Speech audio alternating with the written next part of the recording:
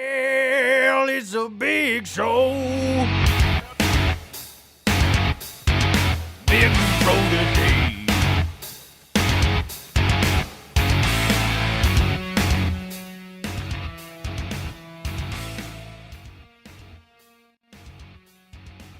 South, I'm Brooke Moon. And I'm Jonah Gregory, and these are your Friday announcements. The snow day gave us a nice 5-day weekend.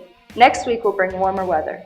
This Saturday at 6:30, there will be rock and roll bingo in the main gym. The fundraiser will benefit the baseball team. Band left for band tour on Thursday morning. They are playing at various locations in the Nashville area. They get back on Sunday where they will have their final band home concert at Peace Lutheran Church. Backwards was a blast last weekend. It was an awesome event, but what often goes unnoticed is the people setting it up. Let's take a look.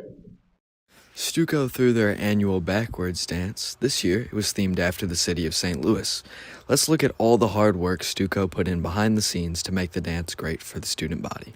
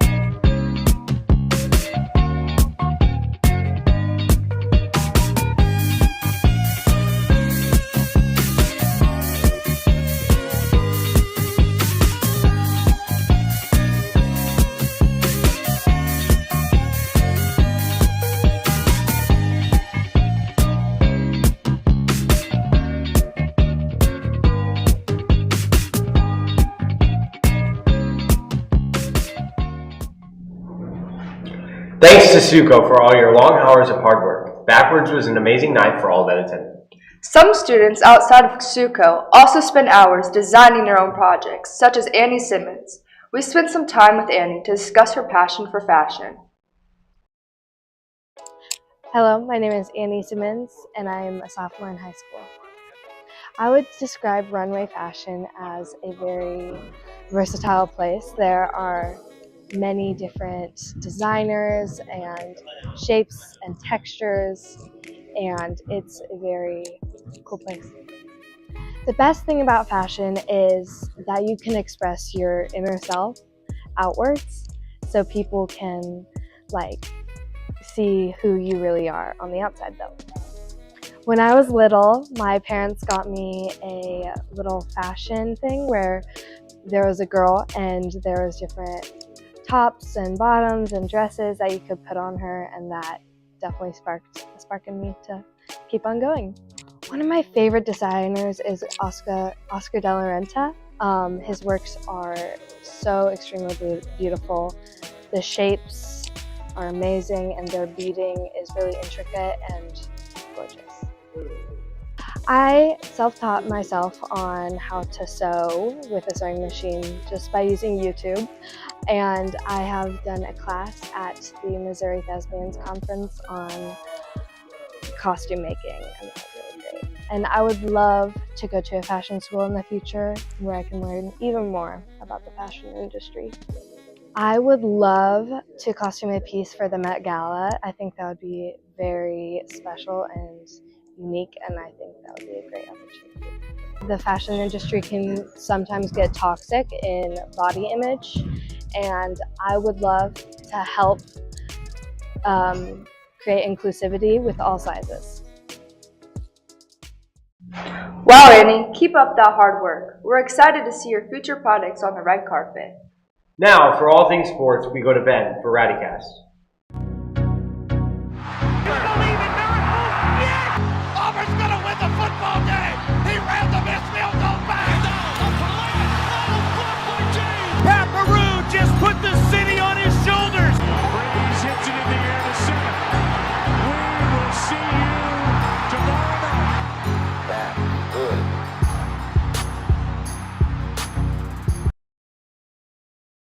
Let's get into it. The boys basketball team played in the Make-A-Wish game last Friday, beating Pryor in a blowout. More importantly, the school raised $5,500 by selling Make-A-Wish t-shirts to send 5-year-old Hudson to Disney World. Speaking of basketball, the boys are currently riding a 4-game win streak with their latest victory against Bishop DuBourg on Monday, where they secured a decisive 77-41 win. They aim to extend this impressive run during their senior night tonight against MICDS. The girls' team is also set to face the Rams tonight. Good luck to both teams. In swimming news, sophomore Aubrey Yancey is competing at state for swimming in both the 100-meter butterfly and the 200-meter freestyle events. The Lancerettes will also be competing at state this weekend. Best of luck to everyone involved.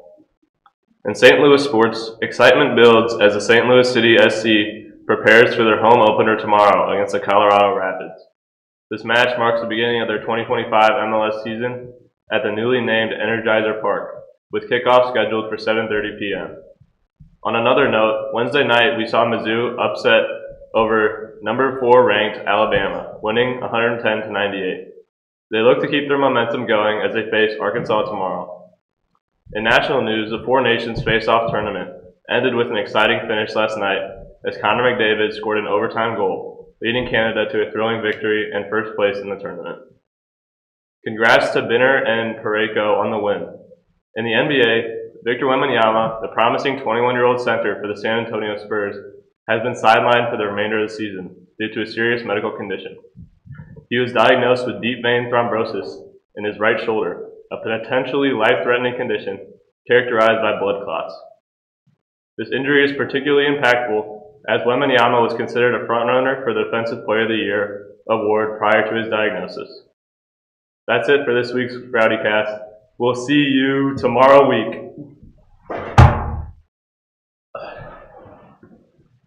Thanks, Ben, for keeping us up to date with all things sports.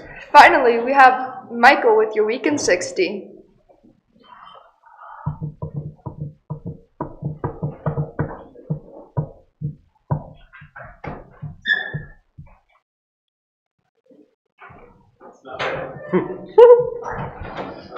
Hello, I'm Michael Lind, and this is your Week in 60. Let's get started. Trump issued an order requiring agencies like the FCC, FTC, and SEC to submit major rules to the White House that forbids them from taking illegal positions opposing him or AG Pam Bandani. Delta offers $30,000 to each passenger of Flight 4819 after it crash landed with no fatalities. All 21 hospitalized passengers have been discharged.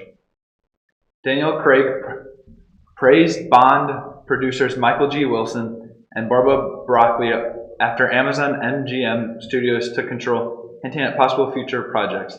Zelensky met with U.S. envoy Keith Kellogg while Trump criticized him for not using the U.S. brokered peace plans. Macron and Streimer are set to visit the White House as Greek calls for stronger European defense. The Millennium Cohort studies show almost half of British teens feel addicted to social media, spending over 7 hours a day on platforms like TikTok and Instagram. And that is your week for 60. Tune in for next week for more information you're probably already aware of. The Duesenberg Theater opened up this Thursday for chapel. The praise band did a wonderful job leading us with the first worship in the new theater. Thank you, guys. Remember what Dr. Butterfield said about the new entrances starting the week after next. Cheer Senior Night is this evening. Come support your senior cheerleaders.